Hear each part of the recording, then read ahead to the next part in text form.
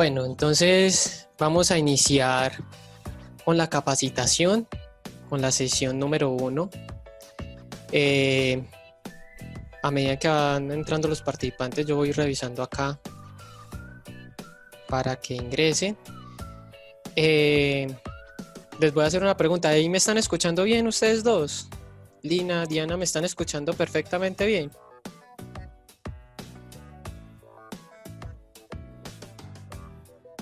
¿Aló? ¿Sí me están escuchando? Sí, yo te estoy escuchando bien. Yo te escucho bien. Ok. Lina, ¿Lina me está escuchando? Espera que de pronto me estás hablando por el chat. Sí. Ah, ok, perfecto. Es que no estaba viendo el chat. Pero listo. Bueno, entonces empecemos. Antes que todo, para empezar con esta temática, les quiero comentar una anécdota, precisamente lo que sucedió esta semana. No sé si ustedes se dieron cuenta, si leyeron las revistas, si leyeron periódicos o estuvieron pendientes de las noticias del mediodía. Y es que precisamente una cantante muy reconocida en Colombia, que es Shakira, está siendo investigada por la Hacienda española por temas de residencia fiscal. Bien, pasa y acontece que esa condición de residencia fiscal muchas veces nosotros como contadores o como profesionales no le colocamos mucho cuidado, pero es de tenerlo muy en cuenta cuando se trata de este tema de la declaración de renta, ¿sí? Porque la residencia fiscal nos va a determinar un alcance con base a las obligaciones tributarias en el país, ¿sí? Una cosa que hay que aclarar y les aclaro de una vez, la residencia fiscal no nos va a decir quién está obligado a declarar, no, la obligación a declarar está determinada por otros factores, ¿sí? Que ya más adelante vamos a ver, pero la residencia fiscal, como les comenté, nos va a determinar un alcance específico con base a los tributos o con base al impuesto de renta, qué es lo que va a incluir mi impuesto de renta. Bien. Entonces, a esta razón, mi nombre es Daniel Ángel Hurtado. Yo soy consultor y asesor empresarial de la firma KDF SAS de la ciudad de Armenia. También soy docente, capacitador de esta grandiosa firma. Tengo incluso la condición de poder decirles que soy socio fundador. Y voy a darles este tema que es muy importante sobre el tema de residencia fiscal, obligados a declarar y sistema de rentas cedulares, que son los primeros, digamos, pasos o procedimientos a determinar si una persona es, aún siendo ya obligada a declarar, tenemos que determinar primero todos estos conceptos, ¿sí? Para entonces realizarle un buen servicio al cliente, ¿bien? Y no recaer en errores que nos vaya a comprometer más adelante, digamos, por nuestra tarjeta profesional o por unas sanciones ya disciplinarias que nos pueden suspender de nuestra labor. Entonces, para empezar, ustedes están viendo en este momento la pantalla, ¿cierto? Están viendo la presentación. Sí, Daniel, lo estamos viendo. Ok, perfecto. Entonces, ¿cómo vamos a abordar este tema? ¿Sí? Primero vamos a adentrarnos en el contexto de lo que consiste el impuesto de renta. ¿En qué consiste este impuesto? ¿Sí? ¿Por qué el Estado impone este tipo digamos, de tributos en el país? Y a partir de allí nos vamos a ir deslogando a revisar quiénes son los responsables directos e indirectos de este impuesto, en el cual cumple un principio base en el tema tributario. A partir de allí, cuando ya determinamos quiénes son los responsables del impuesto, nos vamos o nos dirigimos directamente a la parte de la residencia fiscal. Como les comenté, la residencia fiscal nos va a determinar el alcance de la responsabilidad, ¿sí? Una cosa es determinar a quiénes son los responsables y otra cosa es muy diferente determinar el alcance de la responsabilidad, el deber ser que tiene que realizar esta persona con base al impuesto de renta. Bien. A partir de allí nos vamos a revisar o vamos a catalogar quiénes son los declarantes, los obligados a declarar este impuesto. Y una vez les comento que una de las diferencias que nosotros tenemos que tener muy en claro y que tenemos que hacérselo saber a cada uno de los empresarios y contribuyentes del impuesto es que la obligación de declarar es muy diferente a la obligación a pagar el impuesto, ¿sí? Eso se tiene que determinar bajo unas depuraciones que se realiza en un sistema, en los mecanismos que nos da la DIAN, para determinar quiénes son los responsables y quiénes son los que tienen que pagar al final el impuesto de renta. Y por último vamos a hablar del sistema de renta cedular, que es el nuevo mecanismo que se está otorgando para las personas naturales residentes, para las personas naturales residentes y que nos va a determinar una forma diferente a liquidar el impuesto. Bien. Y ya al finalizar les voy a mostrar en qué cambió el formulario 210, que para el año 2019 tuvo unos cambios importantes. ¿Sí? Ya no era como ahora antes, que tenemos que determinar unas rentas exentas limitadas de un 40% para cada una de las cédulas. No, aquí ya se determinan tres cédulas que se estaban determinando por separado, ya se juntaron, entonces las rentas cedulares, las rentas exentas se están manejando de otra manera. Bien, entonces hay que tener esas cosas muy en cuenta. Vamos entonces a empezar con el primer tema, y es saber qué es el impuesto de renta. Vamos a entrar al contexto y les voy a hablar de una definición que propiamente nos sacamos de esta firma. Les voy a leer literal: el impuesto de renta y complementarios, como así se llama ahora, es un impuesto directo de carácter nacional que grava los incrementos patrimoniales y o ingresos de cada una de las personas residentes o no en el país. Bien, para entender un poco el contexto de esto, les tengo que explicar en qué consiste. Mire, el impuesto de renta es un sistema que el Estado otorga o que el Estado realiza, ¿sí?, para administrar el sistema financiero de cada una de las personas y personas jurídicas. Cuando hablo de personas jurídicas, hablo de empresas. De administrar el sistema financiero, en el cual él va a imponer un gravamen en el cual se va a fijar a los incrementos que estas personas obtengan en un periodo, ¿sí? ¿Con el fin de qué?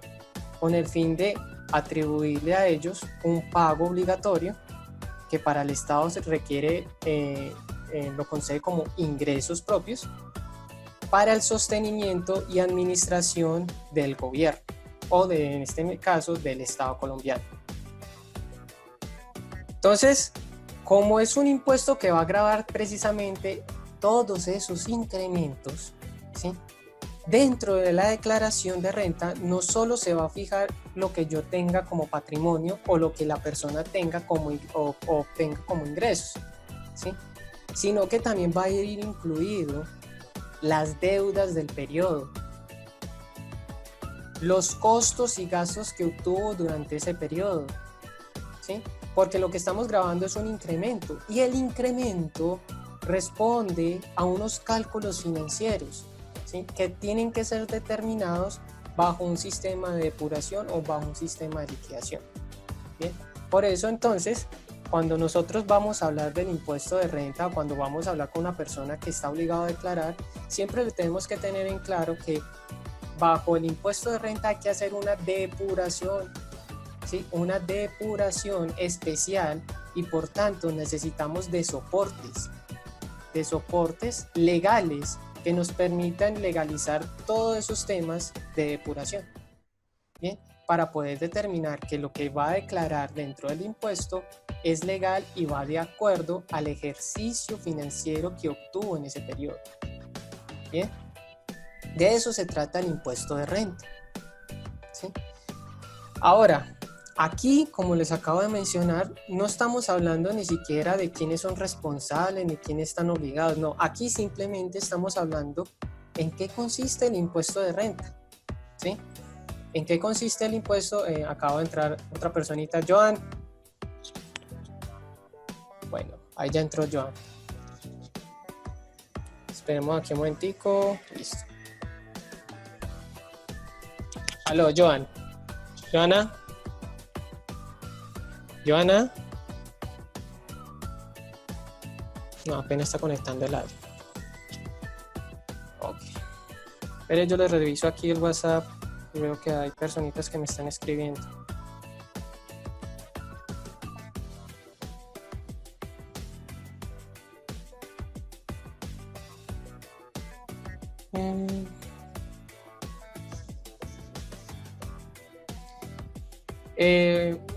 Te respondo a la pregunta, Diana. Nosotros, esta capacitación, esta sesión como tal, la estamos grabando precisamente porque vamos a enviar a cada uno de sus correos la grabación del video, y segundo, vamos a enviarles también el material, es decir, los ejercicios que vamos a desarrollar acá, la presentación, todo va a ir dirigido a su correo. Si ustedes registraron su correo en el momento de inscripción, a ese correo le vamos a enviar todo, ¿ok?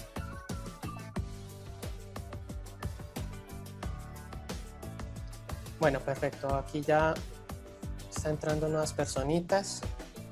Bueno, seguimos entonces con la presentación. Aquí estamos hablando totalmente en consideración de qué consiste el impuesto de renta y complementarios. ¿Sí? Ya sabemos que lo que va a buscar este impuesto de renta es determinar cuál fue el sistema o cuál fue digamos, el periodo financiero que tuvo esa persona, ¿sí? Y por tanto nos va a fijar cuáles fueron sus incrementos para luego ser grabados y luego presentados ante el Estado. Bien, eso es lo que consiste pues el impuesto de renta. Ahora, vamos a hablar de quiénes son los responsables de este impuesto. Bien, y es que en principio fiscal, en principio tributario, todas las personas, ya sean nacionales o extranjeras, son responsables del impuesto de renta. Y así como digamos como personas tenemos dos formas para hacernos responsables. Una primera forma de forma directa, ¿sí? Y la segunda de forma indirecta. Bien. ¿En qué consiste la primera forma, que es la forma directa? Pasa y acontece, y es que cuando una persona ya está obligada a declarar, ¿sí? Esta persona tiene que pasar por un sistema de depuración. Y después de pasar ese sistema de depuración, tiene que determinar si esta persona está obligada o no a pagar el impuesto. Si está obligada a pagar, obviamente tendrá que presentar su declaración e ir ante la entidad financiera y pagar el correspondiente impuesto. Si no, simplemente pasa la declaración y lo informa ante la DIAN, no más. Esa sería la primera forma de hacerse responsable del impuesto de renta. Una cosa que les aclaro de una vez es que cuando hablamos de contribuyentes del impuesto de renta, no estamos haciendo referencia a los responsables, ¿sí?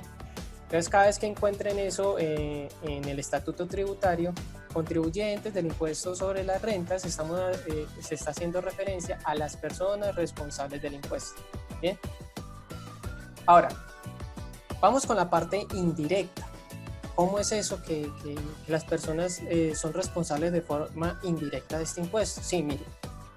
Cuando un individuo, ¿sí?, es contratado, ya sea por prestación de servicios, o ya sea, digamos, porque está haciendo una labor de contratista ante una entidad privada o pública, ¿sí? La entidad privada o pública, por ese servicio que usted le está otorgando, tiene la obligación de practicarle algo que se llama retención en la fuente, ¿sí? A título de impuesto de renta, ¿sí? Retención en la fuente a título de impuesto de renta, que en la práctica nosotros le decimos retención en la fuente, ¿sí? Es lo mismo. Entonces, ¿qué sucede con esa retención en la fuente? Sucede que ese sistema de retención es un mecanismo de pago anticipado del impuesto, que fue catalogado por el Estado precisamente para pagar de forma anticipada ese impuesto de renta. Entonces, ¿qué tiene que hacer el caso esta entidad? La entidad tiene que hacer la debida retención, guardar ese dinero que me retuvo y en determinado periodo pagarlo, ¿sí? De esta manera, la persona que está siendo contratada o la persona que en su medida está prestando el servicio ante esta entidad se está haciendo responsable de forma indirecta del impuesto. Bien, esas son las dos formas de responsabilidad que nos trae en principio la ley tributaria. Sin embargo, ya dentro del estatuto nos va a definir, mediante dos artículos expresos, nos va a definir quién son los contribuyentes de este impuesto, ¿sí? En principio somos todos, pero la ley, digamos que nos trae esas dos definiciones como para complementar el ejercicio o el concepto de la declaración de renta. Bien. Y es que vamos a hablar precisamente de las personas naturales, ¿sí? Porque no vamos a hablar declaración de renta para personas jurídicas, solo nos vamos a enfocar en las personas naturales. Bien. Y tenemos que definir qué son personas naturales. Entonces, para que ustedes entiendan, todas las personas naturales se refiere a cualquier individuo de la especie humana con la capacidad de contraer deberes y obligaciones. Así lo define los conceptos jurídicos y legales en el Estado colombiano. Bien. Entonces, ¿qué nos dice este artículo? Estos dos artículos, perdón. Nos va a definir quiénes son los responsables directos del impuesto de renta. Se las voy a leer así expreso. Son contribuyentes o responsables del impuesto de renta todas las personas naturales y sucesiones ilíquidas. Recordemos que las sucesiones ilíquidas son aquellos procesos jurídicos que no han terminado en base a una persona que ha fallecido y que en este caso tienen que hacerle una repartición debida de su herencia. Mientras esa persona o mientras, digamos, esa sucesión no se ha hecho el reparto de los bienes, se le considera como una sucesión ilíquida. Cuando se realiza ya el reparto, ya se le conoce como sucesión líquida y por tanto esa sucesión no tiene que ver nada con el impuesto de renta. Bien, ¿quién hace digamos, la declaración de renta en estas sucesiones? Lo puede hacer el contador designado por el abogado o el mismo abogado de la sucesión. Bien. Entonces, ¿quiénes son contribuyentes? Todas las personas naturales y sucesiones ilíquidas. Ya entendimos qué son sucesiones ilíquidas. Tanto nacionales o extranjeras, residentes en el país. Mire que aquí ya encontramos otra de la palabra residencia y todavía no hemos hablado de residentes. ¿Quiénes son residentes? Están sujetas al impuesto sobre la renta y complementarios en lo concerniente a sus rentas y ganancias ocasionales, tanto de fuente nacional como de fuente extranjera. Bien, entonces aquí nos determina el primer alcance, y es que el alcance para las personas residentes, los que se consideran residentes en el país, en caso de que estén obligadas a declarar, tendrán que declarar todo lo que haya obtenido o todo lo que obtenga o tenga de fuente nacional y de fuente extranjera, ¿sí? Ese es el primer alcance. Ahora,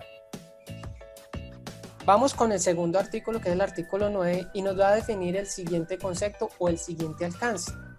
Dice que son contribuyentes del impuesto de renta todas aquellas personas naturales y sucesiones ilíquidas, tanto nacionales o extranjeras, que no tengan residencia en el país y están sujetas al impuesto sobre la renta y complementarios con respecto a las rentas y ganancias ocasionales de fuente nacional y respecto de su patrimonio poseído en el país. Entonces, observen el segundo alcance, que es muy diferente al que acabamos de hablar. Para las personas que no son residentes, ¿sí?, y que por algún motivo estas personas no residentes estén obligadas a declarar, tendrán que presentar su declaración de renta con respecto a todos los bienes y a todo lo que obtenga ingresos solo de fuente nacional. Aquí ya exime la parte extranjera, ¿sí? Aquí ya exime la parte de responsabilidad extranjera, de lo que obtenga en la parte extranjera. Bien, entonces observen los dos alcances. Por eso es importante determinar para cualquier persona, independiente de que sea, cuándo es residente y cuándo no es residente. Aunque no lo crean, para muchos contadores o para muchos profesionales e incluso empresarios y abogados tributarios, este concepto de la residencia trae mucho conflicto, porque cuando están liquidando la declaración no saben qué incluir dentro de su declaración, si la parte nacional o la parte nacional o extranjera, ¿sí? Entonces eso hay que tenerlo muy en claro, y más cuando estamos hablando con un contribuyente, en este caso con un cliente, y que este cliente precisamente tenga un caso similar, y por tanto tenemos que estar muy dispuestos y muy actualizados para decirle entonces a él qué es lo que debidamente tiene que declarar en ese impuesto. Bien. Ahora, vamos a determinar cómo sabemos si la persona es residente o no en el país. Y la norma tributaria nos lo trae con base al artículo 10 del Estatuto Tributario. Bien. El artículo 10 es muy extenso en el sentido de que pues tiene muchas condiciones. Nosotros nos tomamos la libertad de aquí de separar cada una de esas condiciones en 4 clases, ¿sí? Entonces la primera condición tiene que ver con, criterios. Los 4 criterios que están establecidos es precisamente interpretación de la norma. Entonces el primer criterio que tenemos para determinar si una persona es residente o no es con base a la permanencia que la persona tiene en el país. ¿Qué tiene que ver eso de la permanencia? Bueno, este tema de la permanencia se utiliza mucho, pero para las personas que son extranjeras, es decir, para las personas que no son nacionales, es decir, no nacieron acá, sino que nacieron en otro país y que han vivido o viven en ese país, pero que vienen a pasar aquí una temporada, ya sea una temporada larga por su negocio o por su actividad comercial. Entonces el tema del criterio de la permanencia es la que se fija para ellos. Las demás simplemente son con respecto a las personas que son nacionales, pero que están intermitentes en el país. Bien. Entonces, el criterio de la permanencia, como dijimos, es para las personas extranjeras, que ya vamos a ver cómo funciona ese criterio. El segundo criterio tiene que ver con el servicio del exterior colombiano, del Estado colombiano. Y este servicio del exterior solo clasifica a algunas personas especiales que precisamente trabajan con el Estado, en misiones diplomáticas o en misiones de embajada, ¿sí? Esas personas que están trabajando en ese contexto, pues son personas que aún se clasifican como residentes, ¿sí? Ya vamos a ver por qué. El tercer criterio es con base al control. Así acontece que el Estado fija un control para cierto tipo de personas en el cual los va a clasificar como residentes en el país, ¿sí? Siempre y cuando cumplan con unas condiciones establecidas y que son especiales. Y el último criterio tiene que ver con respecto a la familia y el asiento principal de su negocio en el país. Eso en esta parte de este criterio es lo que más se utiliza para determinar cuando una persona es nacional y es residente en el país, ya sea si es una persona nacional que vive en el extranjero pero que tiene su familia acá. Ese es el concepto que utilizamos nosotros los profesionales para determinar si esta persona es residente o no en el país y poder determinar entonces el alcance de su responsabilidad frente al impuesto de renta. Entonces vamos a hablar con el primer criterio. Se los voy a leer. Las personas que permanecen continua o discontinuamente en el país por más de 183 días calendario, ¿sí? Incluyendo días de entrada y salida, durante un periodo cualquiera de 365 días calendarios consecutivos. Observen muy bien, aquí ya no están diciendo en un periodo cualquiera de 365 días. ¿A qué se basa esta norma? ¿O a qué se basa, digamos, este principio? Los 183 días que la persona tiene que estar se cuentan a partir desde que entra al país, ¿sí?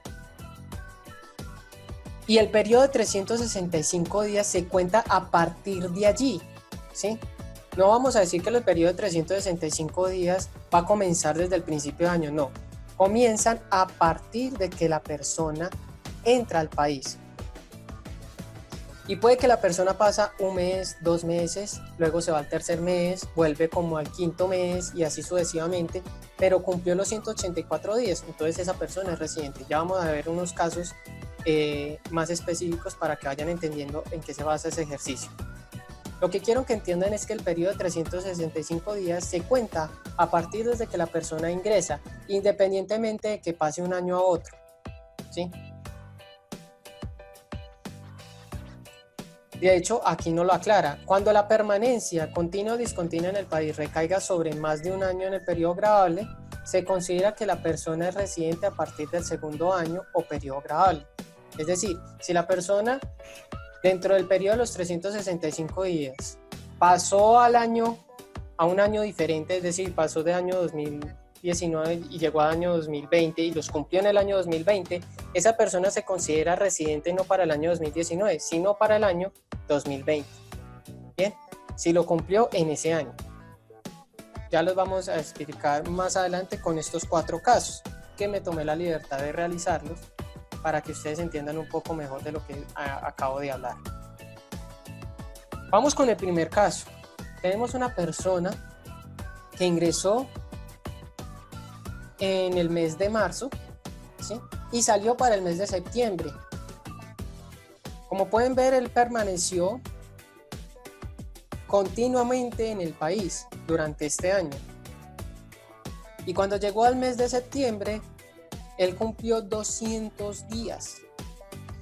Como él cumplió la residencia fiscal para el año 2019, dice la norma que como lo cumplió para ese año o como lo cumplió para ese periodo, él se encuentra residente para el año gravable 2019.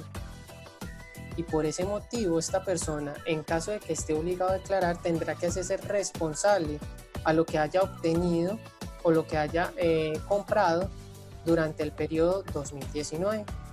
Bien, a pesar de que ya está pues en el año 2020, no tiene que ya hacerse responsable del periodo año 2019. Bien, vamos con el segundo. Tenemos un caso de una persona que, como pueden ver, no permaneció como muy permaneció descontinuamente en el país. Tenemos este caso de que una persona ingresó para el mes de febrero, salió para el mes de abril, luego volvió a ingresar para el mes de septiembre y se quedó hasta diciembre, ¿sí? Pasó fin de año acá. Durante ese periodo la persona cumplió 211 días. Observen que aquí como permaneció descontinuamente, igual está incluyendo el periodo de los 365 días. Es decir, aquí la persona aún no ha superado el periodo de los 365 días y por tanto está cumpliendo o está siendo objeto de evaluación de residencia. Para este caso se determina que si es residente, ¿sí? ¿Y cuándo es residente? Para el año 2019, ya que lo cumplió para el año 2019, su término de residencia. ¿Ya? Ahora vamos con el tercer caso. Y aquí ya vemos la cosa totalmente diferente. Tenemos una persona que ingresó para el mes de agosto y permaneció continuamente para el año, permaneció continuamente hasta el año 2020, el mes de febrero. Como pueden ver aquí la persona pasó del año, ¿sí? Pasó al siguiente año, pero el periodo de los 365 días todavía seguía vigente. Como les comenté, el periodo de los 365 días se cuenta a partir desde que la persona entra. Por tanto, aquí lo que quiero hacerles referencia es que los 365 días no consideran un periodo o el periodo gravable del impuesto. Eso es algo diferente. Los 365 días es un periodo totalmente diferente para este criterio. Entonces, aquí vemos que el periodo fue menor a los 365 días y la persona pasó de un año a otro.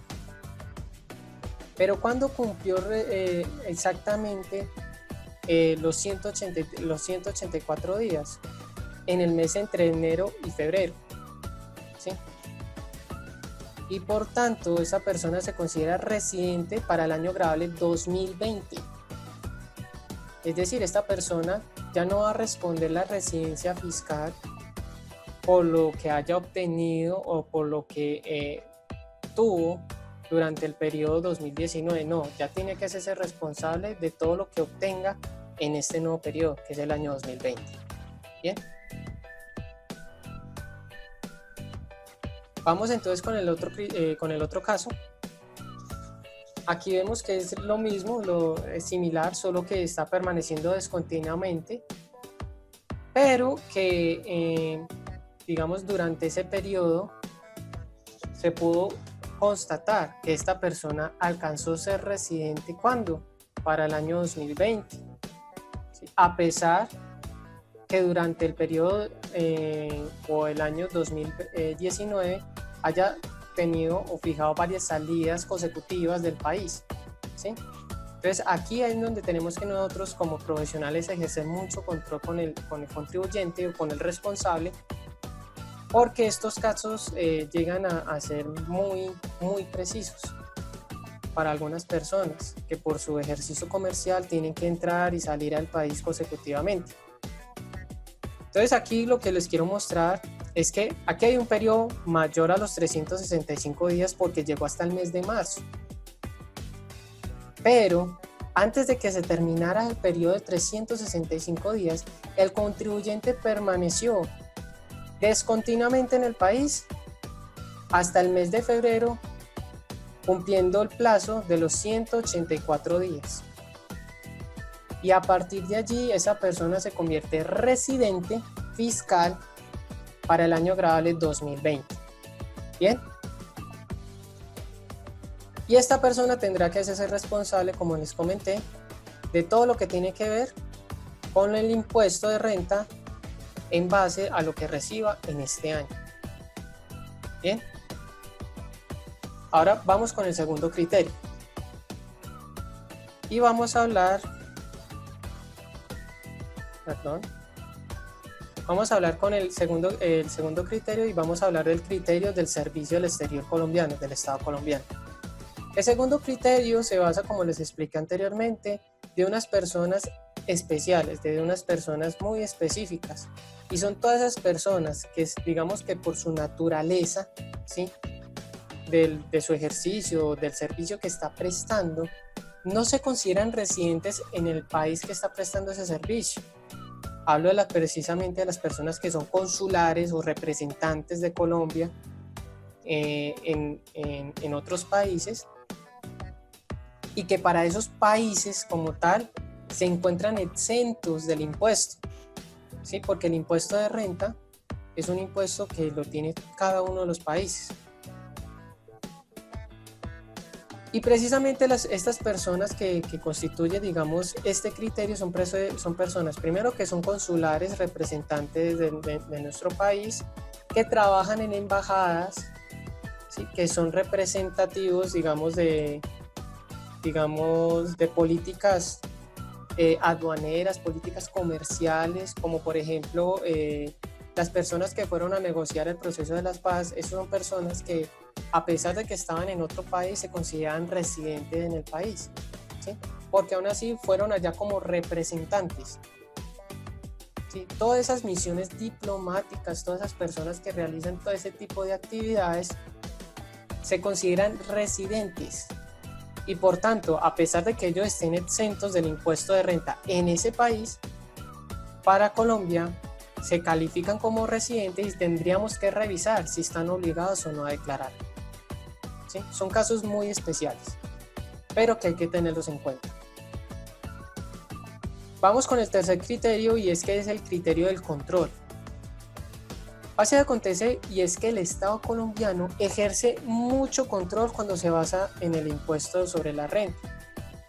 Y es que hay unas personas específicas que vienen de ciertos lugares que, digamos que por su naturaleza, el Estado colombiano tiene que ejercer una presión excesiva para que estas personas que vienen acá a comprar o hacer contratos o prestar servicios, ¿sí?, sean igualitarias de forma, digamos, económicamente hablando, competitivas con el sector de acá. Entonces tenemos el primer factor primer factor con base al criterio del control, y es que son las personas naturales que, siendo requeridos por la administración tributaria, ya sea de cualquier estado, ya sea del Estado colombiano, ya sea del Estado español, acrediten su condición de no residente. Por ejemplo, como les comenté al principio, el caso de Shakira, que Shakira está siendo investigada por la Hacienda española, es precisamente porque ella no había acreditado su condición de no residente, ¿sí? Y haciendo una evaluación, ya los profesionales de la materia, sí, haciéndole unos pasos a ella, están encontrando de que ella está cumpliendo la condición de residencia y que por esos años ella tendría que pagar una sanción avalada a 14,3 millones de euros. ¿Sí? ¿Por qué? Porque precisamente ella no se acreditó, no tiene un certificado de no residente. ¿Cómo se consigue ese certificado? Porque muchas veces no le resuelven esa pregunta a los profesionales y a los empresarios. El certificado de no residente fiscal lo debe otorgar la DIAN, pero para otorgarlo o para que la DIAN se lo otorgue, un contador público tiene que certificar que esta persona cumple con las bases de no residente. ¿Y cuáles son esas bases? Obviamente, el contador tiene que explicar, mire, esta persona primero es del extranjero, no cumplió su domicilio, es decir, no cumple con el criterio de permanencia en el país, por tanto no se considera no residente. También no se considera no residente debido a que por debidas razones sus ingresos, el 100% de sus ingresos son del domicilio, son de fuente extranjera, no son de fuente nacional, ¿sí? Mediante este cálculo podemos determinar que esta persona no se considera residente en el país. A partir de allí, con ese certificado, después de pasarlo ante la DIAN se demora, tiene un trámite como de 10-15 días para entonces remitirle a él un certificado de no residente, ¿sí? Pero tiene que certificarlo. Una cosa que muchos contadores no saben es que muchas veces creen que simplemente por el hecho de saber que la persona es no residente, entonces ya se zafa mucho de la declaración de renta, pero no. Realmente lo que tiene que hacer es un proceso legal para que se pueda acreditar como no responsable. Bien. Y la segunda condición con base al criterio de control se basa a lo que tiene que ver a territorios muy específicos en el mundo. Y es que el Estado colombiano, ¿sí?, ha catalogado a algunos países como paraísos fiscales, ¿sí?, que ya la norma o el decreto 1625 no los llama paraísos fiscales, los llama jurisdicciones no cooperantes o de baja o nula imposición. ¿Qué pasa con estos países? Bueno, las personas que vienen de estos países o las personas que obtengan ingresos de estos países, ¿sí?, no se les va a gravar con el impuesto sobre las rentas. Perdón, sí se les va a gravar con el impuesto de renta y se les va a considerar como residentes, ¿sí? Se les va a considerar como residentes. Entonces, aquí yo les traigo un listado, son alrededor de 37 países o 37 estados en los cuales tenemos que tener muy en cuenta, porque aunque son casos muy especiales, no falta, digamos, el contribuyente que cumple con esta condición y que tenemos que decirle, señor, usted es responsable del impuesto y tendrá que realizar toda la depuración especial, ¿sí?, para determinar cuánto tiene que pagar o cuánto no tiene que pagar. Bueno, son 37 estados, yo les voy a hacer llegar este material para que lo tengan en cuenta. Bien, eso es todo lo que tiene que ver con el criterio de residencia fiscal con base al control, con este criterio. Ahora vamos con el último criterio y que para mi concepto y para el concepto yo creería de que muchos profesionales es el más importante, y es el criterio con base al respecto a la familia y el asiento principal de su negocio en el país. Este concepto y los que acabé de mencionar, el 2, el 3, solo aplica para la gente nacional, ¿sí? Para los extranjeros no aplica esta modalidad, solamente para la gente nacional. Bien. Entonces, ¿cómo funciona? Para las personas que son nacionales en el país, pero que por su, digamos, su actividad estén trabajando en el extranjero, si cumple con una de estas condiciones, se convierte en residente fiscal en el país.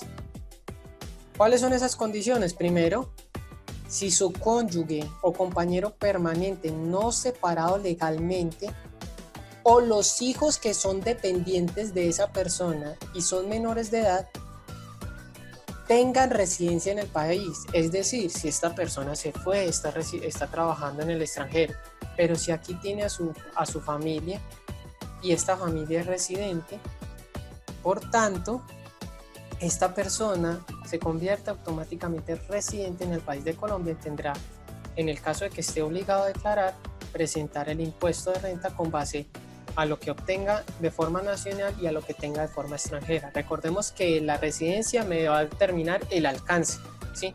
Si esta persona es no residente y esté obligada a declarar, simplemente va a pagar lo que tenga a nivel nacional y lo que reciba a nivel nacional, ¿sí? Vamos con la segunda condición.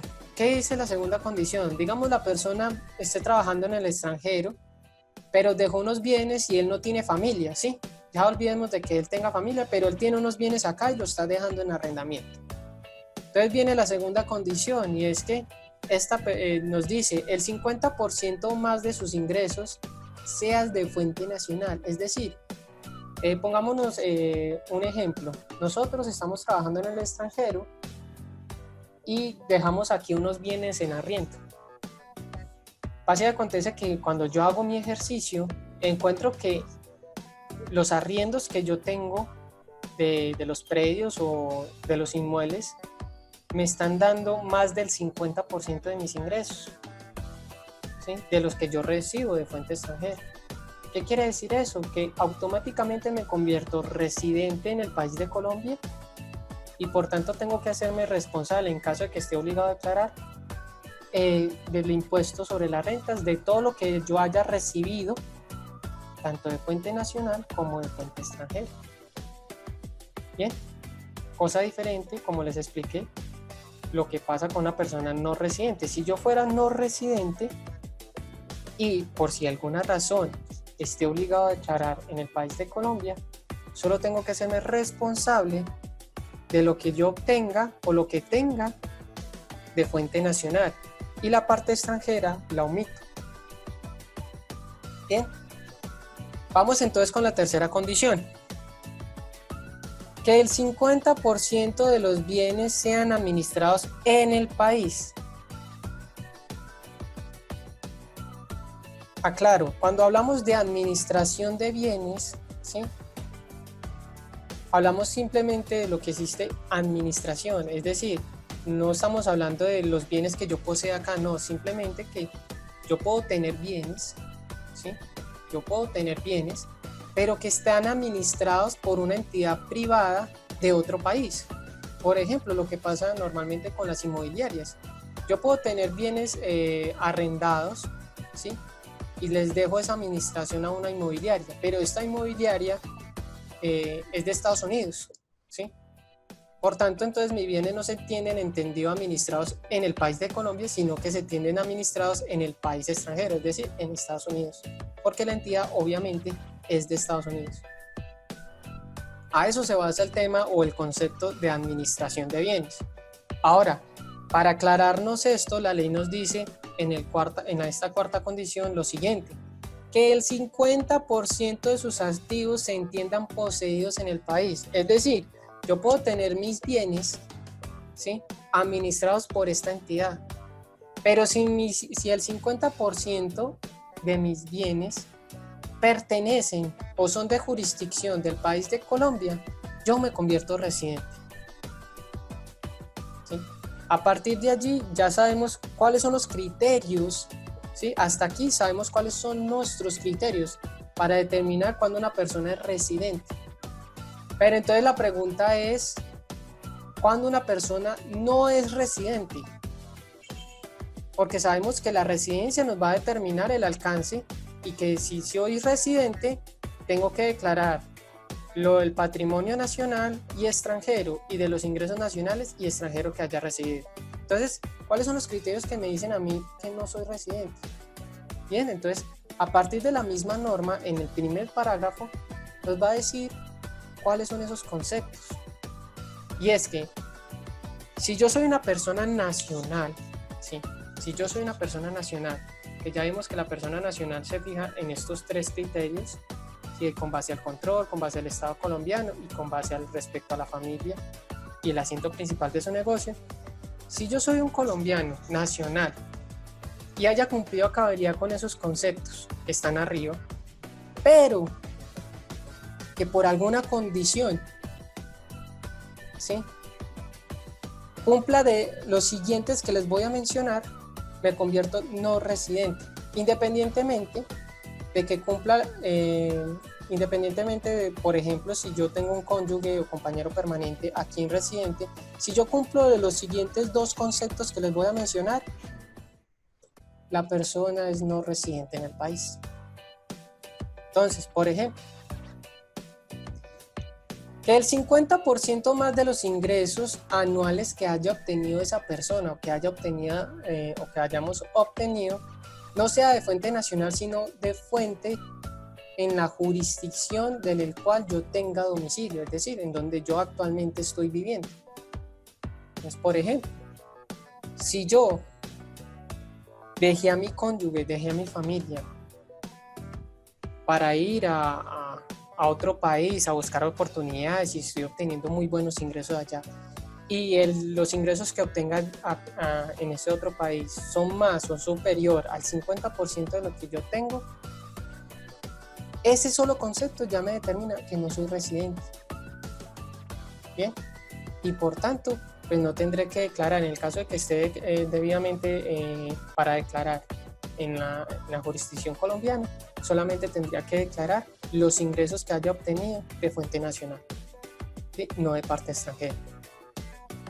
Pero sin embargo yo no tuve, mis ingresos no son de, digamos, no cumple con este criterio.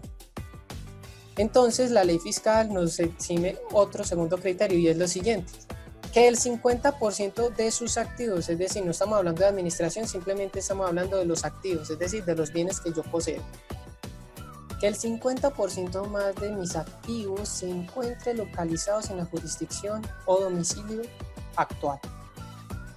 ¿Qué quiere decir esto?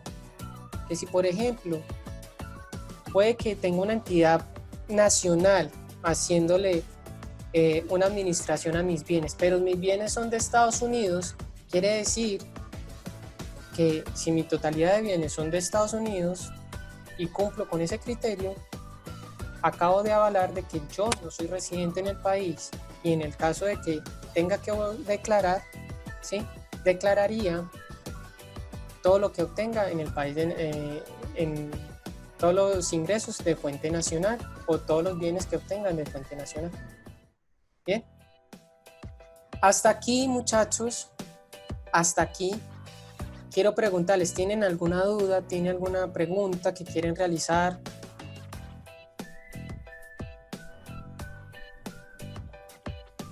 No, la verdad hasta el momento todo me ha quedado claro porque ha puesto ejemplos muy cotidianos para que uno pueda entender el tema. Ok, listo, muchas gracias. ¿Alguien más? ¿Tienen alguna pregunta? Ok, bueno. Yo les voy a traer, les voy a dejar unos casos. De hecho, vamos a resolver algunos casos de forma inmediata. Espera, a ver, ¿qué tengo acá? ¿Están viendo la pantalla? ¿Están viendo ahorita en este momento la pantalla del Excel? Sí, se está bien. Correcto, sí señor. Ok, bueno, vamos a resolver entonces algunos casos prácticos que suceden en la vida real, precisamente para determinar la residencia. Una cosa que se me olvida decirles, y es que la residencia, si una persona es residente fiscal, obviamente si está obligado a declarar, tendrá que declarar por el formulario 210, ¿sí? Pero si la persona es no residente y esté obligado a declarar, tendrá que declarar en el formulario 110. Ya les voy a explicar en eso más detalle, pero quiero es que me entiendan ese concepto. Bien, vamos entonces a hablar con el primer caso. Nos dice, el señor Michael Smith se encuentra domiciliado en Estados Unidos y este se interesó en invertir un capital en Colombia para el año 2017. Para el año 2020 ya ha presentado una declaración de renta, que es el correspondiente al año grabable 2018, como no residente, para lo cual realizó los respectivos trámites de firma electrónica y certificados ante la DIAN. Recuerde que la persona no residente tiene que certificarse como no residente. Ya les dije cómo se certifica. Bien.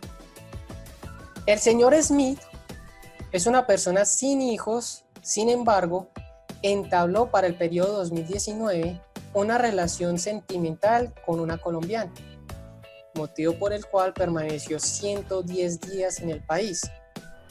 Aunque en el inicio de este año estuvo en vacaciones en Cartagena 30 días continuos. Bien, entonces vamos a evaluar el tratamiento del señor Smith. ¿Sí? Para eso, no, lo podemos resolver acá mismo. Bueno, entonces para eso, ¿qué tenemos que ver? Primer análisis. ¿El señor Smith es persona nacional o extranjera? Como podemos ver, es una persona que se encuentra domiciliado en Estados Unidos y su nombre plenamente lo identifica. El señor es extranjero. A partir de allí, nosotros lo que tenemos que hacer, bueno, esta persona que es extranjera, ¿cómo lo vamos a evaluar? Lo vamos a evaluar con el criterio de permanencia, ¿sí?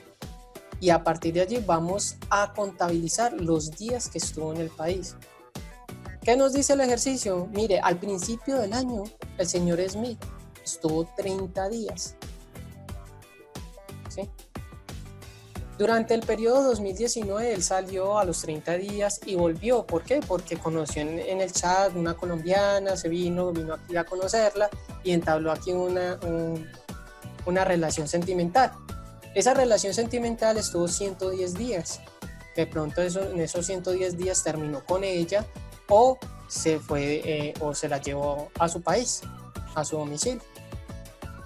Entonces lo primero que hay que entablar es mirar el término de permanencia. Entonces son 110 días que van a estar incluidos dentro de esos 30.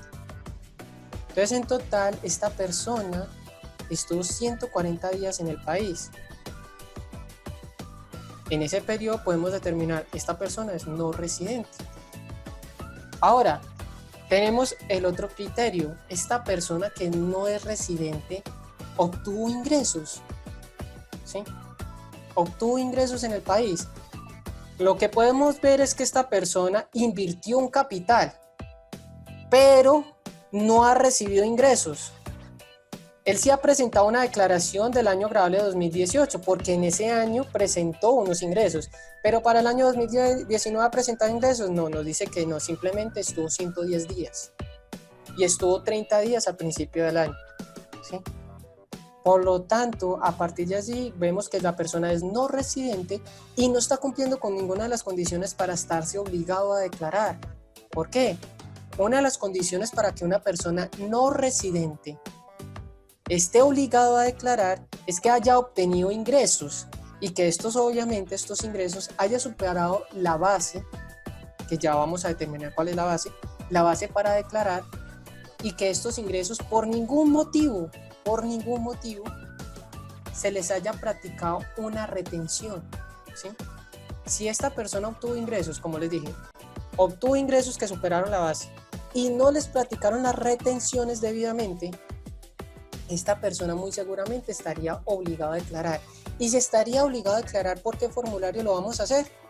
Por el formulario 110. Que el formulario 110 es para las personas jurídicas y personas naturales no residentes. Y recordemos que este formulario, ¿sí?, tiene un sistema muy diferente al cedular.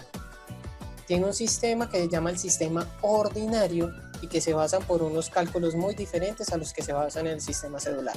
Bien, entonces la respuesta ¿cuál es? Como les comenté, la persona es no residente fiscal, ¿sí? Y si siendo responsable del impuesto, solo estaría siendo responsable ¿de qué? De todos los ingresos y bienes obtenidos de fuente nacional, no más. Si está siendo obligado a declarar. Y declararía por el formulario 110. ¿Sí? Eso es un caso concreto. Pasa mucho. Vamos con el segundo caso. El señor Andrés Mendoza es colombiano, soltero y sin hijos. Vive hace más de 15 años en Inglaterra y se desempeña como asalariado en una entidad privada en este país. Razón por la cual el 100% de sus ingresos fueron obtenidos en esta modalidad. Estuvo en Colombia para el mes de diciembre del año 2019. El único patrimonio que tiene en Colombia es un inmueble por valor de 80 millones de pesos. Este inmueble puede ser unos terrenos, por tanto aquí nos dice estos terrenos no están siendo arrendados, simplemente los tiene, que adquirió en el año 2018 y del cual constituye solamente el 10% de su patrimonio. El contribuyente nunca ha declarado renta en Colombia. Bien, entonces hay que evaluar los puntos. Sabemos que es una persona nacional, es decir, el criterio de permanencia ya lo dejamos a un lado, ¿sí? Porque no estamos hablando de una persona extranjera, ya nos vamos a basar en una persona nacional que por algún motivo salió del país y está trabajando en otro estado, en este caso en Inglaterra. Entonces, vamos a determinar si esta persona es no residente o si es residente en el país. ¿Con base a qué? Con los criterios que acabamos de mencionar. Primero, el tema de la permanencia la quitamos, es decir, no estamos revisando su periodo de calendario, porque pues aunque vino aquí en Colombia, él sigue siendo nacional y no está cumpliendo tampoco el término de la permanencia porque solo estuvo para el mes de diciembre. Es decir, 30 días ya pasaron, nada que ver. ¿Trabaja con el servicio del Estado colombiano? No, vemos que él trabaja con una entidad privada, ¿sí?, de ese país, de esa región que es Inglaterra. ¿Pertenece a un paraíso fiscal? O sea, ¿él viene de un país considerado para el Estado colombiano como paraíso fiscal? No. Él no puede acreditar su residencia en Inglaterra, él sí puede acreditar la no residencia en Colombia con un certificado que le haya dado la Hacienda de Inglaterra. Entonces, en ese control o en ese criterio, él tampoco lo cumple, ¿sí? Vemos que esa persona no está cumpliendo ninguno de los criterios, entonces, hasta el momento estamos determinando de que esta persona es no residente. Vamos con el literal 1. ¿Qué nos dice el literal 1 de la parte con respecto a los criterios de la familia y asiento principal de su negocio? Que si su cónyuge o sus hijos, dependientes económicos menores de edad, están residentes en el país, él nos dice, no tiene hijos, él es soltero, ¿sí? Por lo tanto, él no está cumpliendo con ese criterio. Vamos con el literal 2. ¿Qué nos dice? ¿Sus ingresos pertenecen al más del 50% de fuente nacional? No, aquí nos dice que el 100% son de fuente extranjera. Entonces, por ese criterio tampoco lo está cumpliendo. Siempre tenemos que hacer este ejercicio. Vamos al literal C. ¿Qué nos dice el literal C? Que si esta persona tiene unos bienes administrados en el territorio nacional, él sí tiene un bien, ¿sí? Que es un territorio, un predio, que a pesar de todo no está siendo arrendado, pero la debida, digamos, departamento de planeación municipal tiene que hacerle un control a esos bienes, a esos territorios, ¿sí? El Departamento de Planeación Territorial de Colombia se encarga de revisar o medir cada uno de los territorios o predios en la región o municipio. Lo mismo pasa acá. Entonces, ese departamento va a determinar, digamos, las mediciones, muchas veces es la que va a ayudar para los cálculos del impuesto predial. Entonces, el Estado colombiano prácticamente le está llevando una administración de ese predio, pero no lo está llevando un inmobiliario. Pero que el 50% más de sus bienes lo esté administrando la nación, no. Vemos que todo su patrimonio, a pesar de que tenga aquí un bien, prácticamente sus bienes los tienen en el país extranjero. Y encontramos lo último, el 50% más de sus activos fijos o los activos que tiene pertenece a fuente nacional, no, vemos que solo el 10% constituye ese predio. Entonces el 90% lo constituye de fuente extranjera. Quiere decir que esta persona no cumple con ninguno de los criterios. ¿Pero qué criterios sí cumple? Cumple los criterios de no ser residente fiscal. ¿Cuáles son esos criterios? El 50% más de sus ingresos pertenece al extranjero, sí los cumple. Los activos que tiene la persona ¿son de qué fuente? Son de fuente extranjera y son más del 50%. Entonces también Entonces aquí estamos viendo que esta persona, el señor Andrés Mendoza, muy probablemente cuando llegue al consultorio, cuando nos llegue a remitir, le vamos a decir: no señor, usted no es no residente fiscal. ¿Sí? Ahí ya termina el ejercicio, usted no es no residente fiscal, por lo tanto usted podría hacerse responsable en caso de que reciba ingresos, ¿sí? En caso de que reciba ingresos y que estos ingresos no estén sometidos a ninguna retención. De la declaración de renta, tendría que declarar renta en caso de que cumpla con esas dos cosas.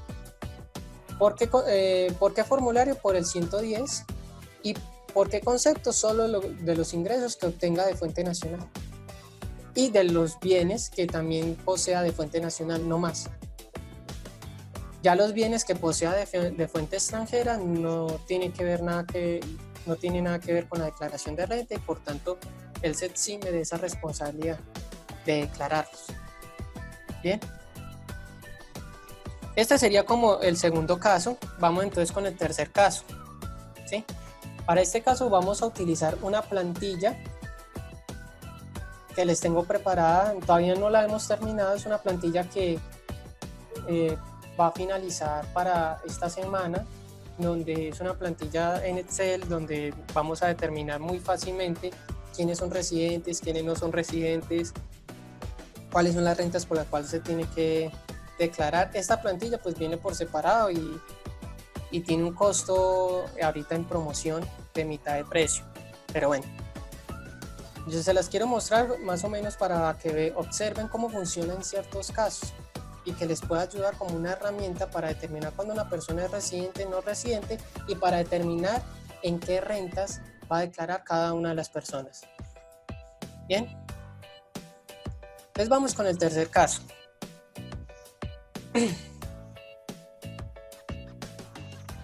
La señora Gloria Martínez es contribuyente del impuesto de renta.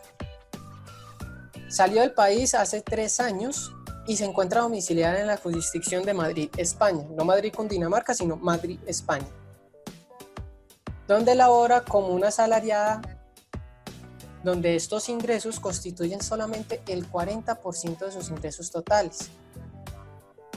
Se encuentra legalmente separada de su cónyuge. Sus hijos dependientes económicos se encuentran en Colombia, en donde actualmente convive con sus abuelos. Situación de muchas mujeres, eso pasa muchas veces, ¿sí? En donde ellas tienen que salir a buscar nuevas oportunidades y por tanto tienen que dejar a sus hijos con sus padres, con una persona responsable, ¿sí? Esto pasa muchas veces. La señora Gloria posee 2 bienes inmuebles en Colombia, los cuales constituyen el 80% de su patrimonio y los tiene bajo la modalidad de arrendamiento a través de una inmobiliaria colombiana. Entonces, vamos a resolver el caso de la señora Gloria con nuestra plantilla, ¿les parece? Entonces sabemos que la señora Gloria es nacional, por lo tanto vamos a determinar la residencia fiscal de esta persona nacional. Bien, vamos a ir a nuestra plantilla.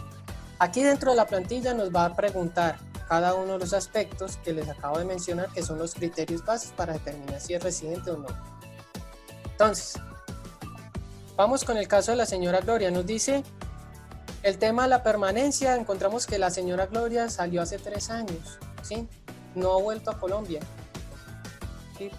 Por lo tanto, el criterio de permanencia, como les comenté, solo se aplica a las personas extranjeras que vienen en el país, pero que en caso de que si hay una persona nacional que vuelva, pues deberíamos hacerle también ese control del criterio, ese criterio de permanencia. Pero por ejemplo aquí vemos que la persona no cumple con el plazo de los 183 días, obviamente porque sigue estando domiciliada en ese país y no ha vuelto a Colombia. Dice, se encuentra relacionado con un servicio del exterior del Estado colombiano. Ella no es diplomática, ella no es consular, ella no trabaja en una embajada, simplemente ella está trabajando con una entidad privada y está haciendo bajo una modalidad de asalariado. Entonces, este criterio tampoco lo cumple. Bien. Vamos con el otro factor, es que es con respecto a la familia, con respecto al establecimiento comercial, si está en el país o no. Nos dice el primero, la primera condición: su cónyuge, compañero permanente no separado legalmente o los hijos dependientes menores de edad tenga residencia fiscal.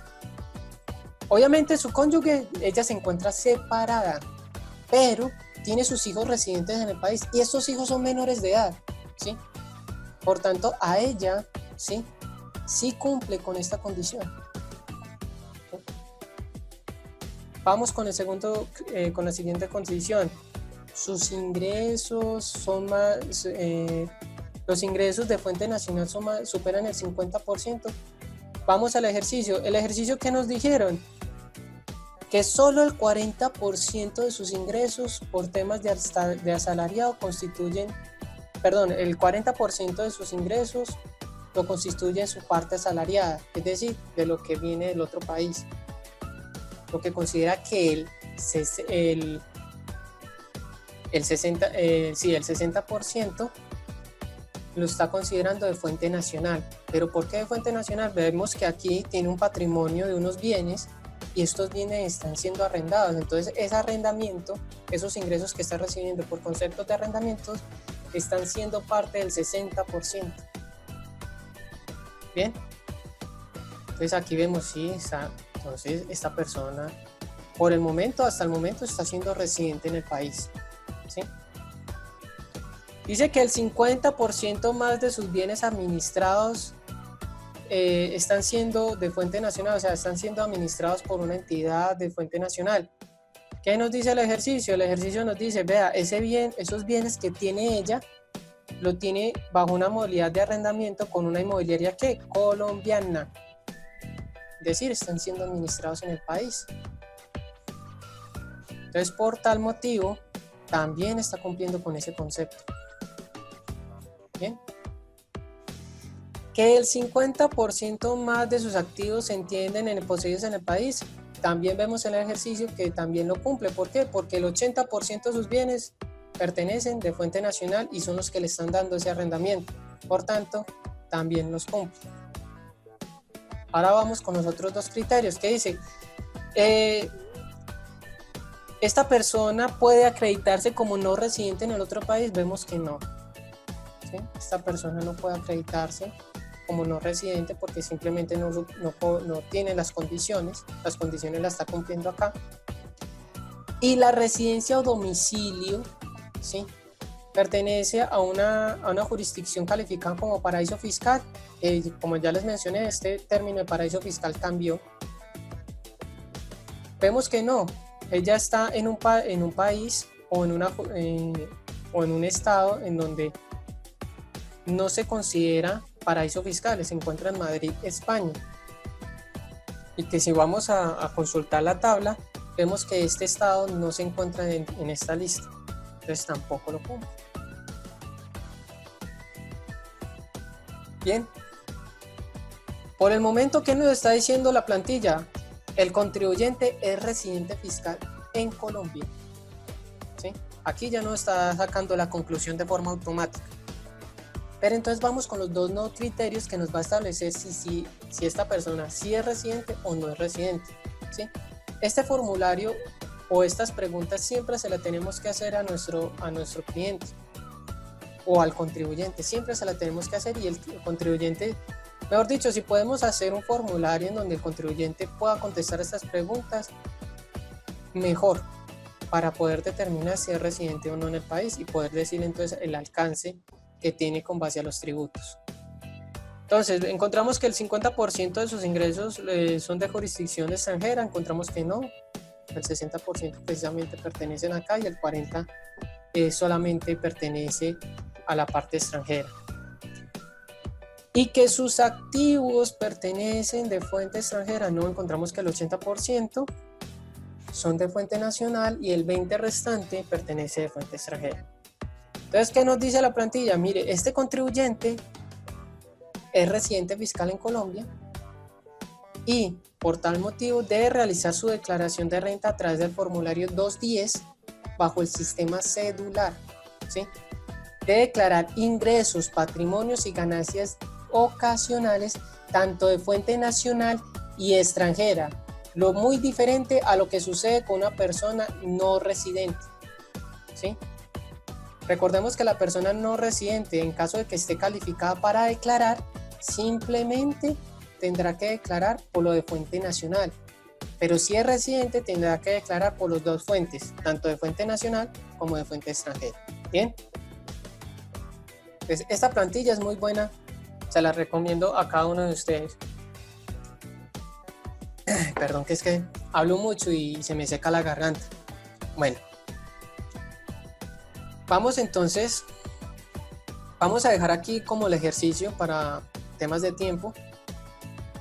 Aquí tenemos un cuarto caso, ¿sí? Yo les voy a mandar estos ejercicios como material de apoyo para que lo tengan en cuenta. Se los voy a mandar en un archivo PDF. Bien, vamos entonces con la presentación. Ya sabemos las responsabilidades que entonces tienen las personas frente al impuesto de renta, ¿sí? Aquí no hemos hablado de ningún momento de cuando una persona está obligada a declarar, ¿sí? Simplemente le estamos hablando de responsabilidades, ¿sí? ¿Y cuál es el alcance de esa responsabilidad? Ahorita sí vamos a entrar en materia, y es saber cuándo una persona esté obligada o no a declarar, ya si es una persona residente o no residente en el país. Bien, entonces vamos con el segundo, las personas que no son residentes en el país. En principio, las personas no residentes en el país no están obligadas a declarar. Sin embargo, las personas que no son residentes, pero que hayan recibido ingresos de fuente nacional y que estos ingresos por algún motivo, ¿sí?, no se les ha practicado una retención de la fuente, que están avalados en los artículos 407 o 409 del Estatuto Tributario, ¿sí?, se convierten automáticamente obligados a declarar independientemente de su residencia. Y tendrían que declarar por qué formulario, como les vimos en el ejemplo, por el formulario 110, ¿sí?, independientemente de su residencia, ¿sí?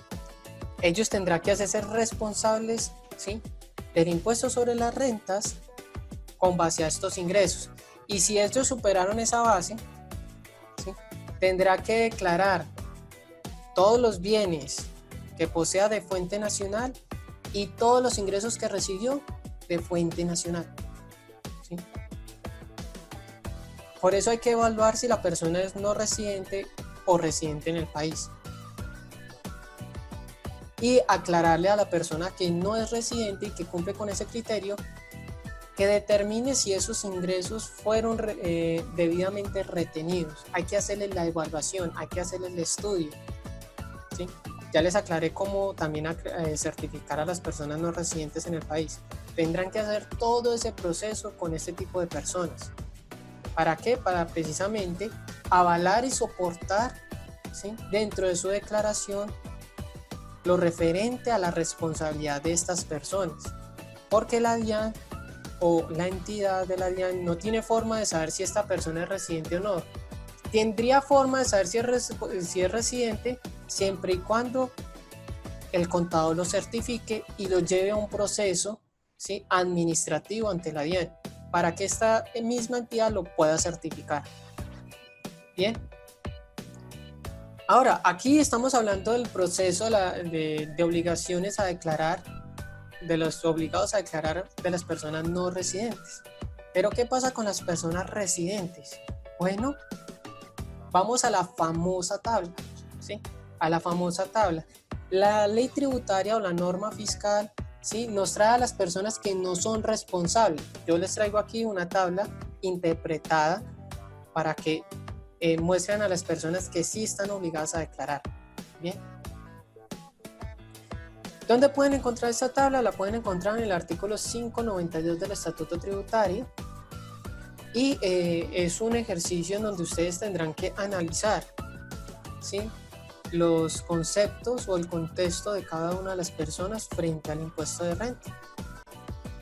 Entonces, una de las primeras condiciones, en total son 5 condiciones, ¿sí? Son 5 condiciones, 5. En la primera condición que avala el Estatuto Tributario es que si son responsables del IVA, si son comerciantes responsables del impuesto de valor agregado, o sea, el IVA, estas personas automáticamente se encuentran obligados a declarar el impuesto de renta. Ya para las personas que no, digamos, no están o no son responsables de este impuesto, tenemos estas otras 4 condiciones que les voy a mencionar. Primero, si esta persona a 31 de diciembre del año inmediatamente anterior, es decir, del año 2019, comprende un valor igual o superior a 4.500 VTs, que es equivalente a 154.215.000 pesos, 154.215.000 pesos, tendría que declarar por este concepto, ¿sí? ¿Y por dónde tendría que declarar? Estamos hablando de que son personas residentes, ¿sí?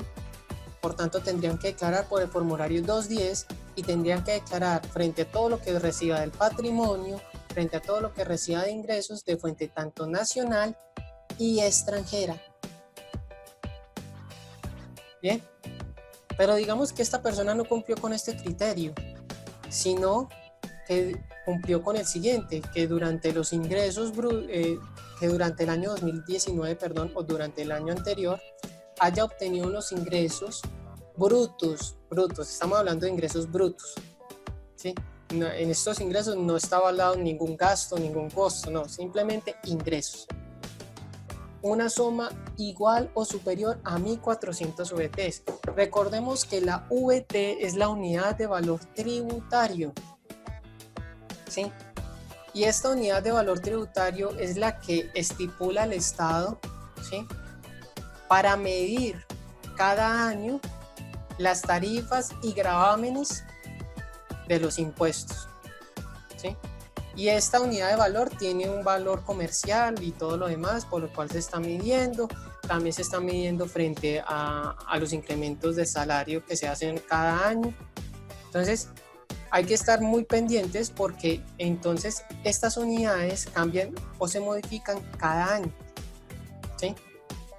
Entonces, estamos frente al el segundo criterio, que es el criterio de los ingresos.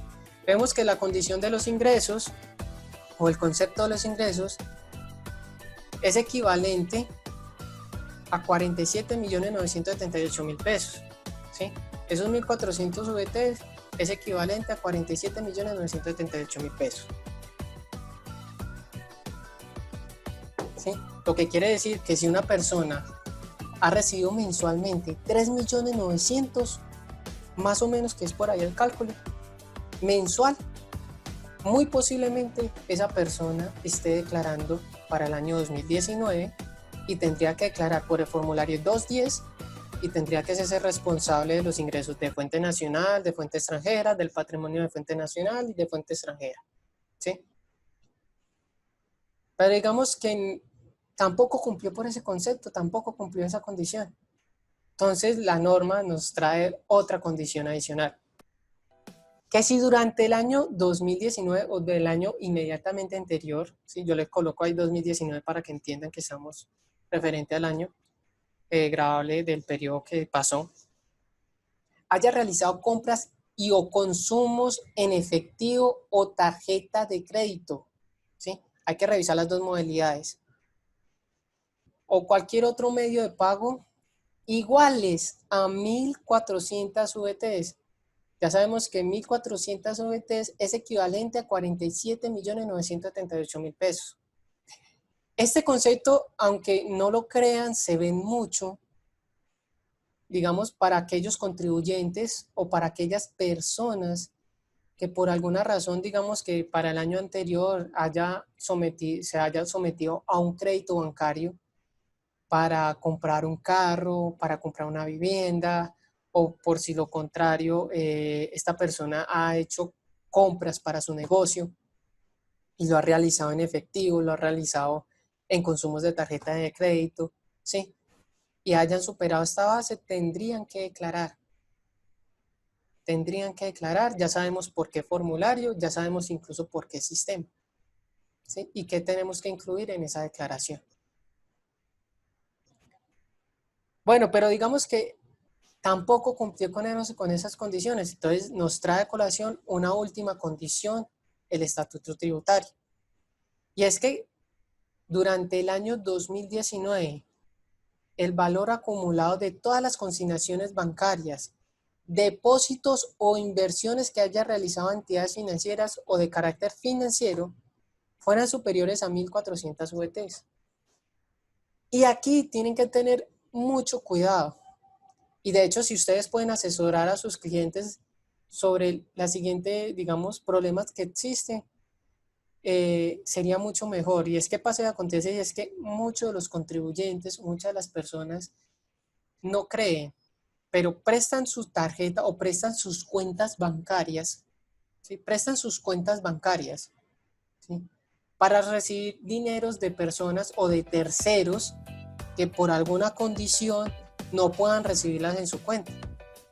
Entonces, en esas consignaciones que le pasan a estas personas, ¿sí?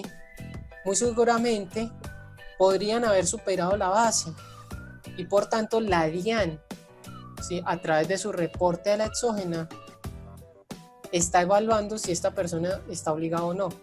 Por eso, en ese mismo instante, lo que se le recomienda a la persona o lo que se le recomienda a todas las personas es que no se presten para ese tipo de actividades, independientemente si es familiar, si es muy amigo, no se presten para esas actividades.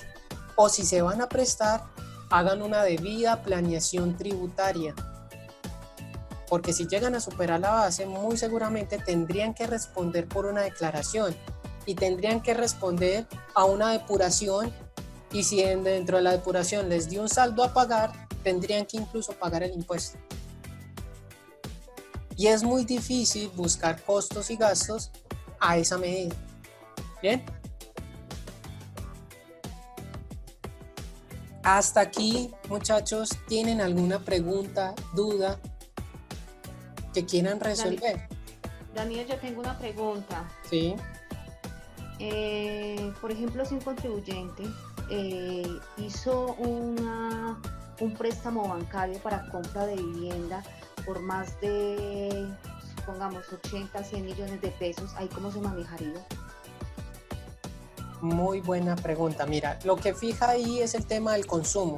Por ejemplo, si esta persona tomó el crédito y este crédito se consumió directamente para pagar esa cuenta, o sea, se consumió en totalidad, muy posiblemente entonces estaría obligado a declarar. Obligado a declarar. Porque es que lo que se fija es el hecho del consumo, ¿sí? Del consumo de ese crédito. No el crédito como tal, sino el consumo de ese crédito. Obviamente que cuando existe este tipo de créditos, digamos, se entiende en el ejercicio de que la persona lo consumió para realizar respectivo compra. ¿Sí? Uh-huh. Entonces, por eso mismo se graba, entonces le decimos, ve, esta persona está obligada a declarar. Listo, y tendría que declarar por ese concepto, y no se te olvide que tienes que declarar por el formulario 210 y tiene que hacer toda la depuración de fuente nacional o extranjera. ¿Bien? Perfecto, muchas gracias. ¿Alguien más? ¿Tienen alguna duda, una inquietud?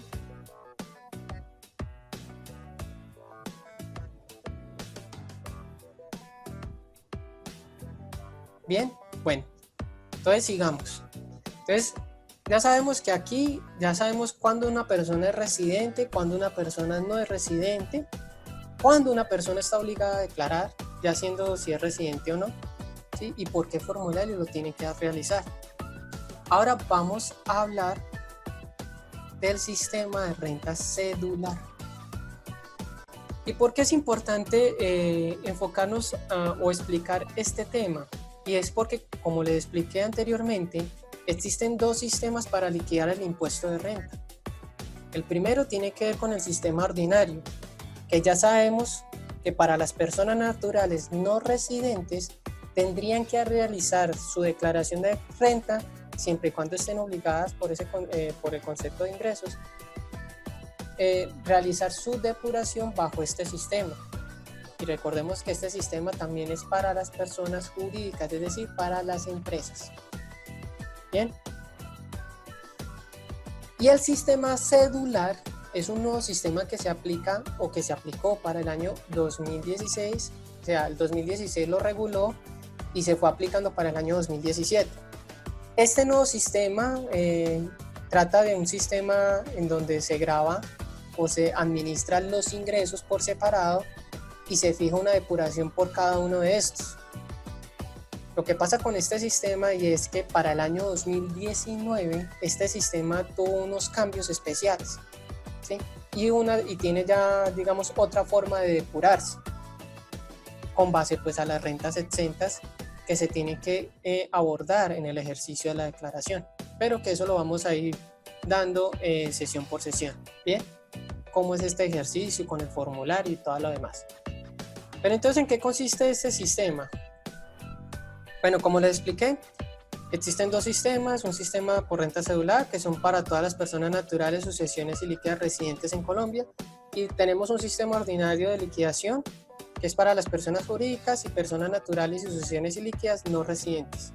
Bien, ya sabemos entonces cómo se determinan las dos. Uno se tiene que determinar sus residencias y sus obligaciones, y la otra tiene que determinar también sus residencias y sus obligaciones. Ahora, ¿qué es el sistema de renta cedular? El sistema de renta cedular es un mecanismo, recuerden esa palabra, un mecanismo que permite determinar el impuesto de renta y complementarios, que consiste en dividir, como les mencioné anteriormente, dividir o clasificar los ingresos que haya obtenido cada una de las personas, ¿sí?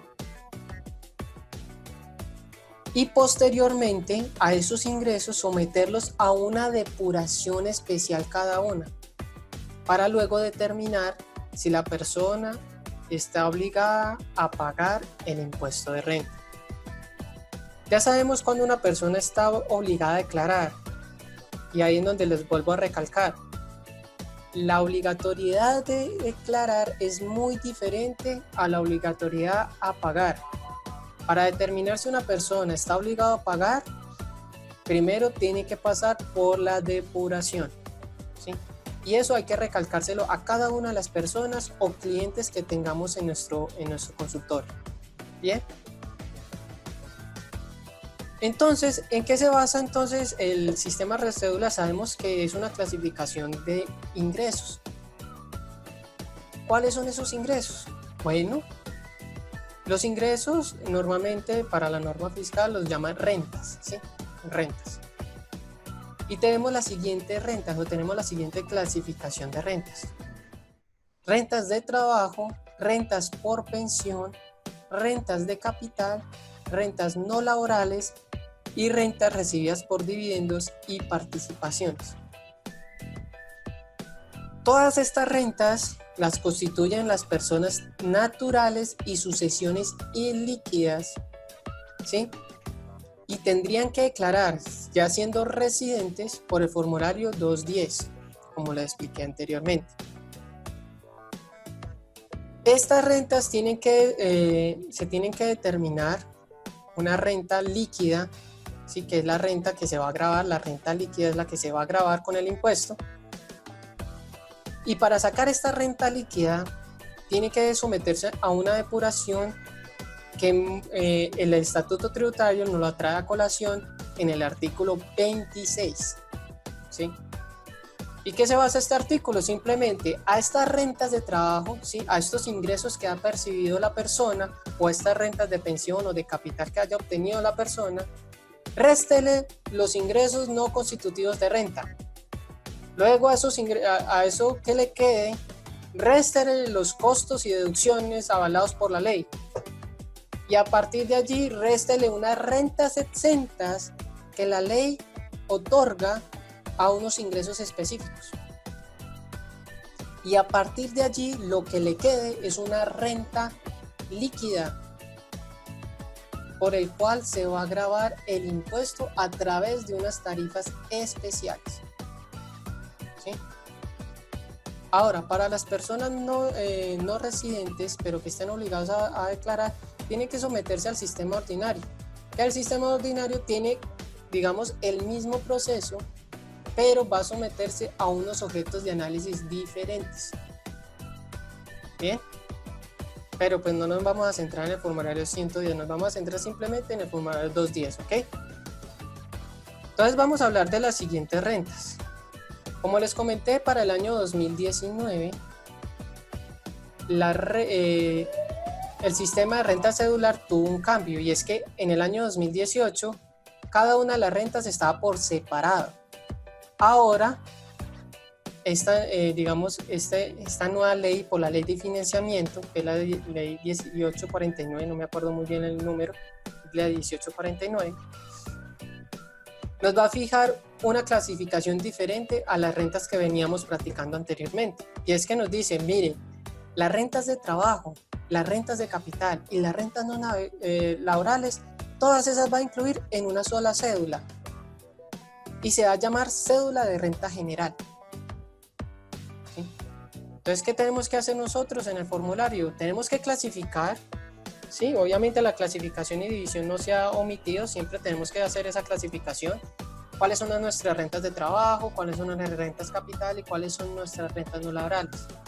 Pero ¿qué tenemos que hacer? Tenemos que determinar en qué parte de la cédula van a descontar nuestras deducciones estas rentas. Es decir, por ejemplo, para las rentas de trabajo sabemos que tenemos que descontar lo referente a lo que hayamos recibido por aportes de seguridad social, porque tiene que ver con las rentas de trabajo, ¿sí?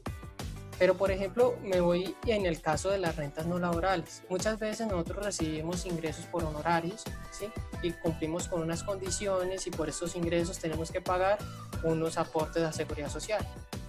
Tenemos que determinar, digamos, por esos aportes de seguridad social que nosotros mes a mes realizamos, tenemos que hacer el análisis si es conveniente hacerle la depuración por las rentas no laborales o por las rentas que yo haya recibido de trabajo. ¿Sí?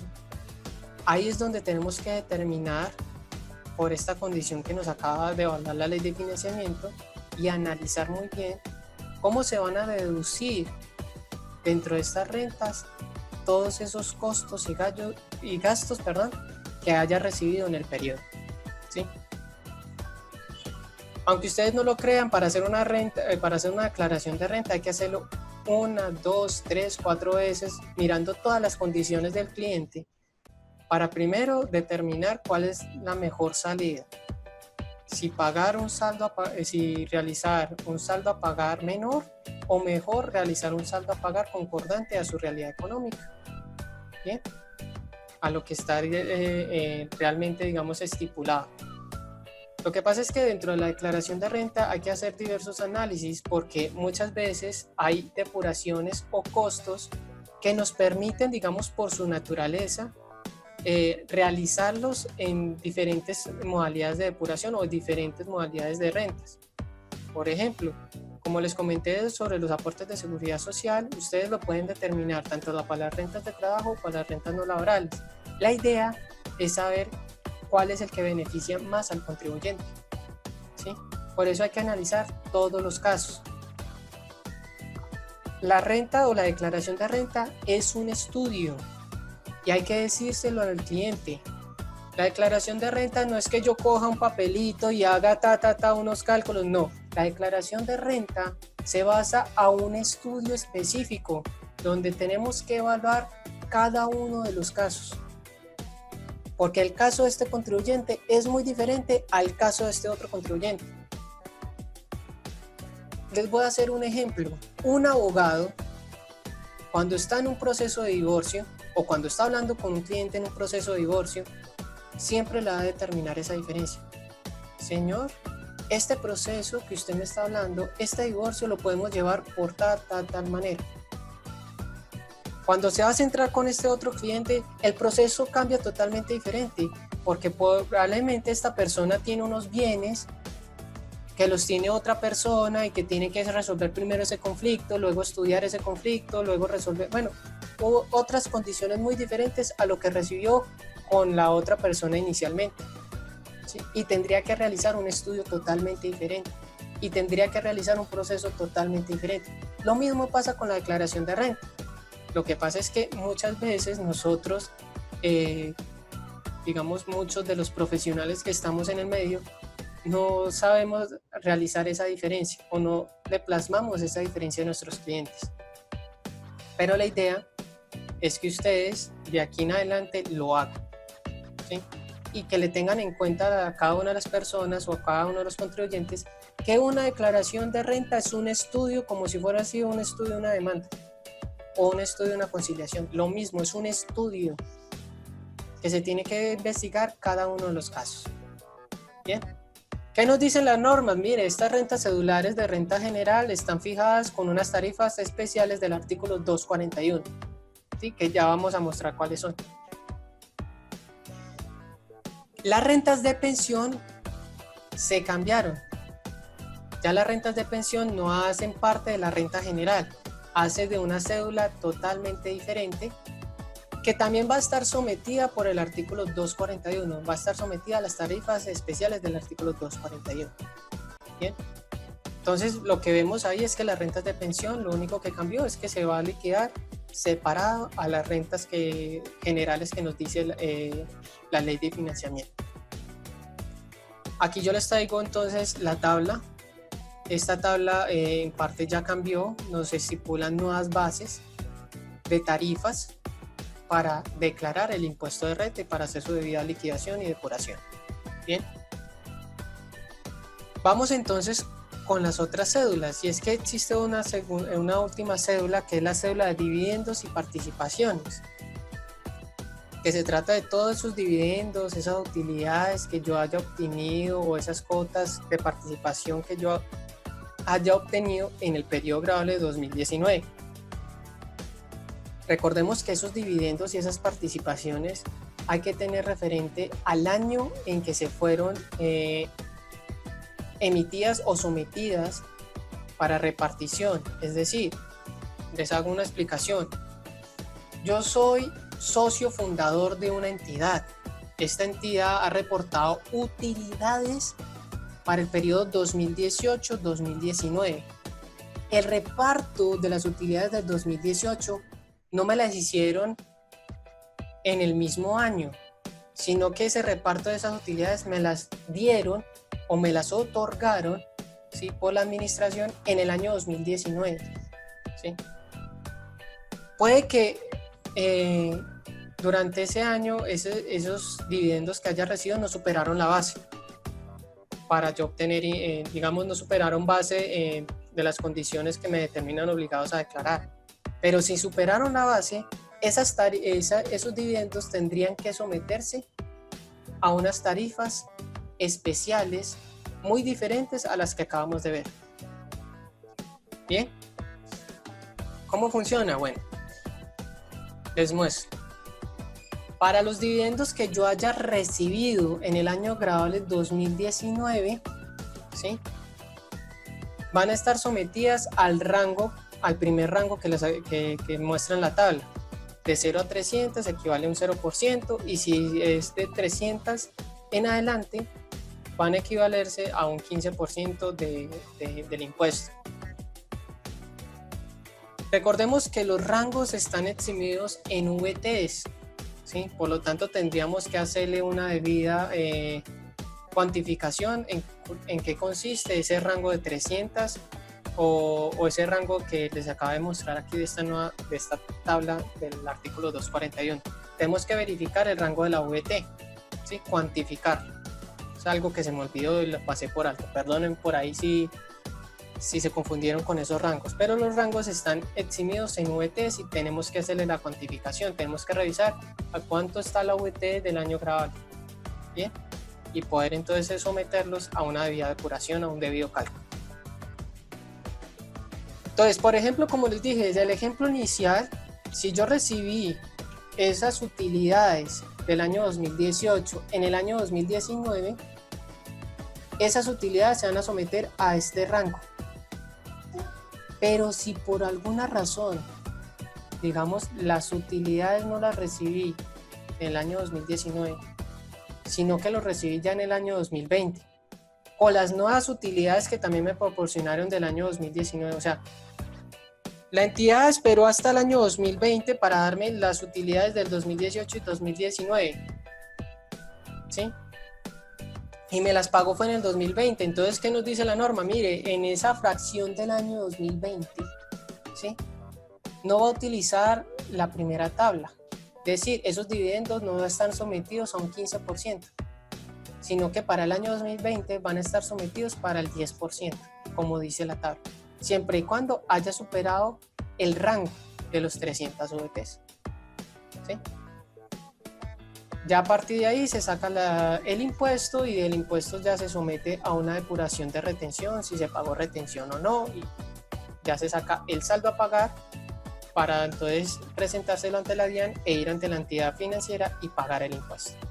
Bien, ahí ya termina entonces lo que tiene que ver con las rentas cedulares por concepto de dividendos y participaciones. Bien, les quiero mostrar entonces a ustedes el nuevo formulario para que podamos determinar los cambios que obtuvimos en este nuevo año. Vamos a ver, vean acá, formulario 210. Este es el nuevo formulario que ya la DIAN entabló para el año grabable 2019. Como pueden ver, podemos constatar que la cédula general está comprendido las rentas de trabajo, las rentas de capital y las rentas laborales. Aunque aquí aparece su renta líquida, o sea, aquí aparece su depuración de renta líquida, lo que hay que tener cuidado es realizar aquí la parte de las rentas exentas imputables del 40%, la cual se va a fijar para todo el sistema general de estas rentas. Es decir, no todas, lo que fijemos aquí como rentas exentas, no todas esas rentas exentas van a estar eximidas del 40%. Bien, el 40% nos va a determinar cuánto nos vamos a restar de esas rentas exentas, ¿sí? Ya aquí las rentas de pensión están por separadas de las rentas de la cédula general. Tenemos entonces la cédula de dividendos y participaciones.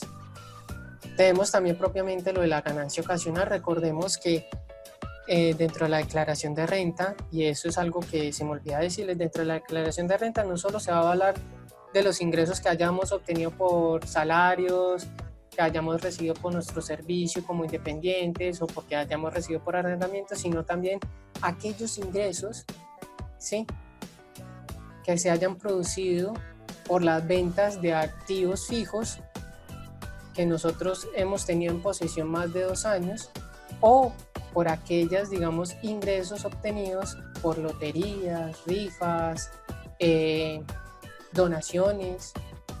Todos esos ingresos van a pasar por ganancia ocasional y tendrían que realizarse una debida depuración para determinar entonces cuál es el impuesto que se debe pagar por esos ingresos. Al finalizar tenemos unos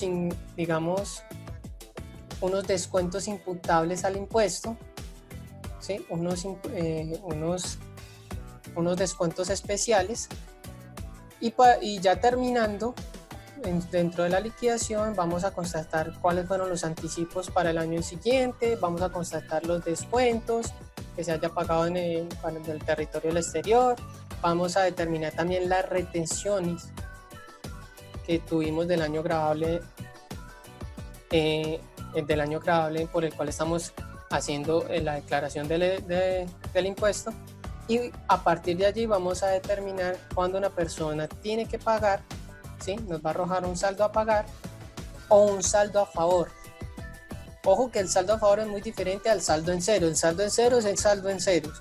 El saldo a favor es el saldo que, digamos, por determinado ejercicio, la liquidación privada no me dé un saldo a pagar, sino que me dé un saldo por el cual la DIAN, ¿sí?, me queda debiendo a mí como contribuyente, debido a que, por ejemplo, mis costos y gastos son mayores a mis ingresos, o mis deudas superaron el patrimonio que yo tuve. Pueden diferenciarse diversos conceptos, ¿sí? Y ese saldo a pagar yo lo puedo reclamar ante la Dirección de Impuestos y Aduanas Adicionales, es decir, al acta de la DIAN, ¿sí? Procediendo, digamos, al diligenciamiento de algunas revisiones que nos estipula la DIAN para poder que nos devuelvan ese dinero. Dentro de esa revisión es que la entidad tiene hasta cierto tiempo de días para venir y revisar cada uno de los soportes, ¿sí?, que deberían estar estimados en un anexo de la declaración, que se llaman anexos a la declaración, para estimar dentro de esos anexos si cumplió o no con el saldo a favor. Bien, claro que eso es una lotería, no se sabe si hay personas que no le hacen esta revisión. He conocido, de hecho tengo el caso de una revisión que me hicieron, y gracias a Dios, simplemente yo sabía que ahí teníamos todo el proceso, tenía todos los soportes, tenía los anexos, se los presentamos y efectivamente se cumplía con el saldo a favor. Bien, eso es algo que vamos a determinar más adelante. Pero en el caso en el que uno esté haciendo declaración de renta, ¿sí?, pues periódicamente, uno podría dejar ese saldo a favor y cruzarlo con un valor para pagar el impuesto, pues, al año fiscal siguiente. Sí, se podría dejar así para no solicitarlo y evitarse ese problema de la revisión, porque pues igual uno tiene que estar muy perfecto la contabilidad para poder solicitarlo ante la DIAN. De hecho, eso mismo les iba a explicar más adelante. Lo que hacen normalmente, digamos, algunos profesionales, y es que cuando hay un saldo a favor insignificante, por ejemplo, un saldo a favor realmente bajito, podemos arrastrar ese saldo a favor en la declaración siguiente. Si la persona cumple con las obligaciones a declarar para ese año y haciendo después la depuración encontramos que esta persona se encuentra obligada a pagar, podemos arrastrar entonces ese saldo a favor y cruzarlo, ¿sí?, precisamente para que nos dé un saldo a pagar, menor o un saldo en ceros. Bien, ¿qué sucede normalmente? Muchas veces las mismas personas que tuvieron ese saldo a favor para el año siguiente siguen teniendo un saldo a favor. Entonces lo que hace es acumularse ese saldo.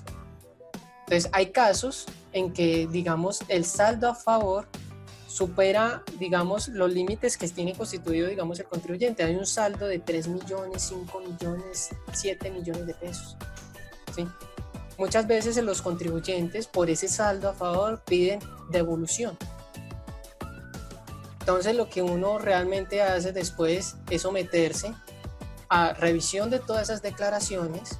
Tiene que hacer la revisión de cada una de esas declaraciones pasadas, ¿sí?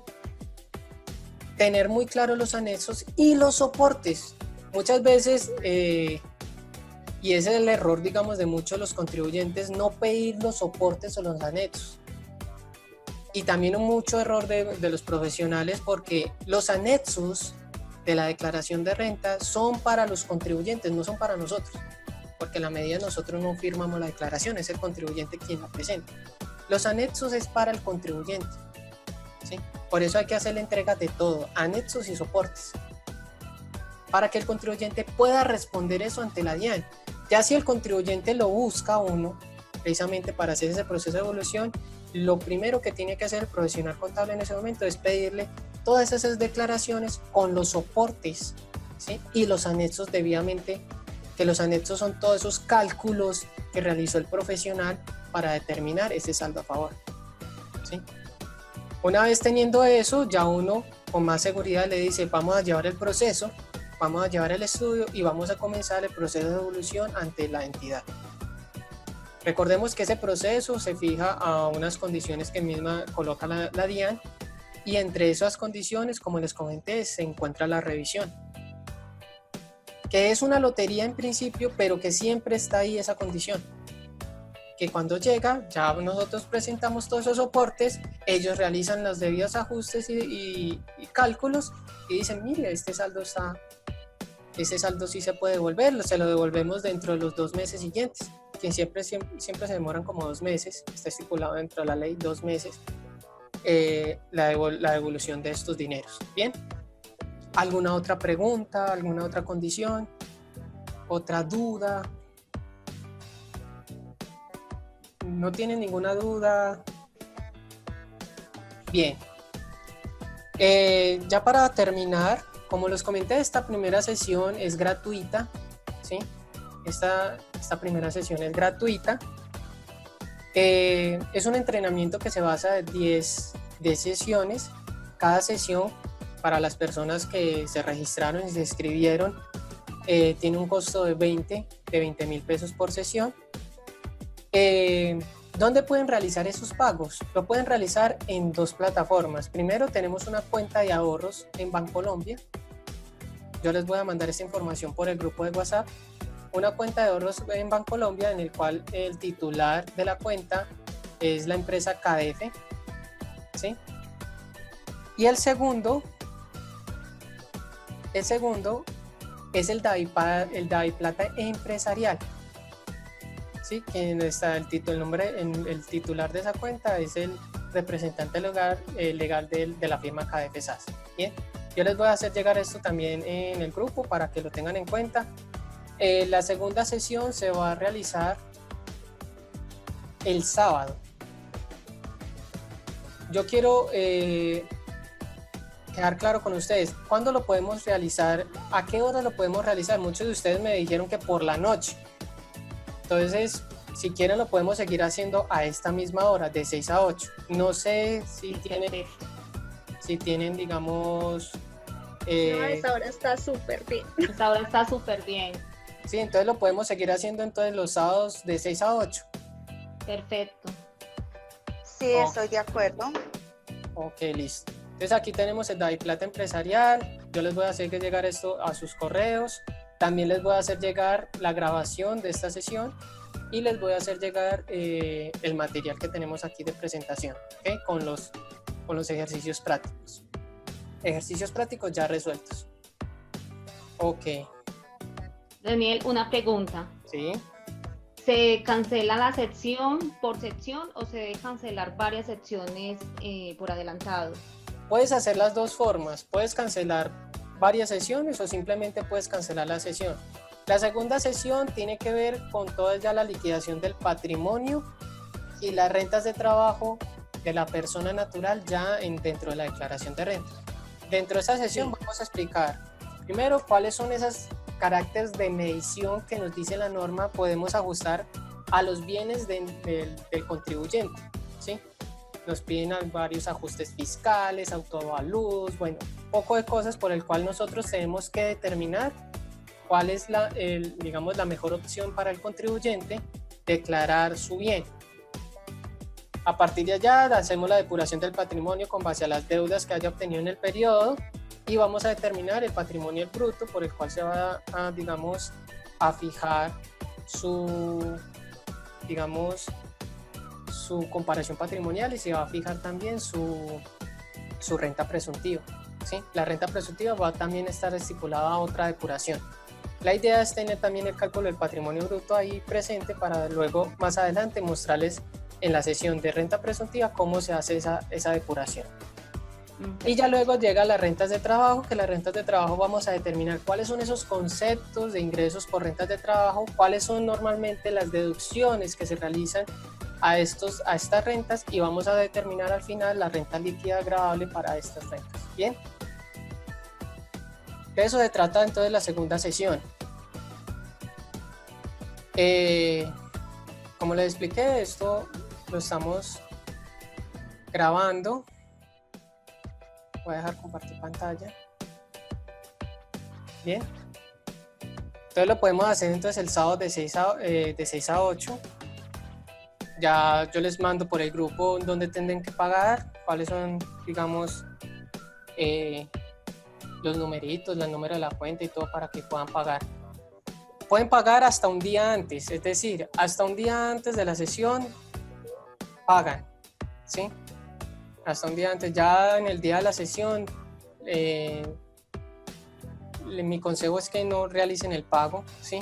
Si lo van a realizar en ese mismo día, me avisan, me avisan por el interno, porque pues tenemos que, o sea, los pagos se demoran de un día para otro, entonces me toca que revisar digamos a cada rato, entonces la idea es que si lo van a pagar en el mismo día, me avisen con anticipación para entonces yo estar presente y poderlos incluir en la sesión, ¿bien? No sé qué otra duda tengan, otra inquietud.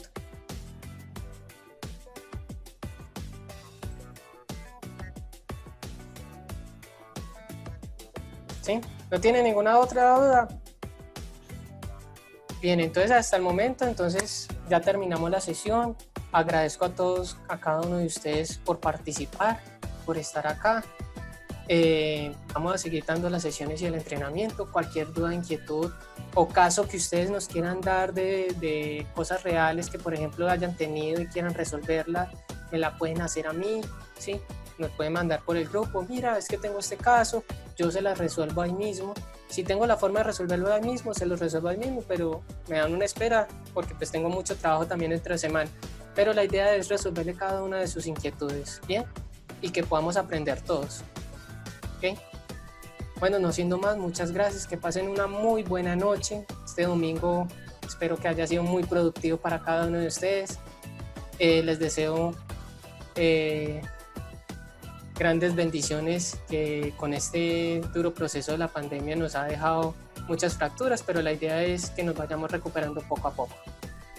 Que pasen una... Gracias a ti, Daniel. Bueno. Igualmente. Gracias, Daniel. Muchas gracias, Daniel. Que Dios lo bendiga. Gracias. Chao. Chao, Daniel. Gracias. Uno Muchas gracias, para la mensual y el Daniel. otro para la diaria.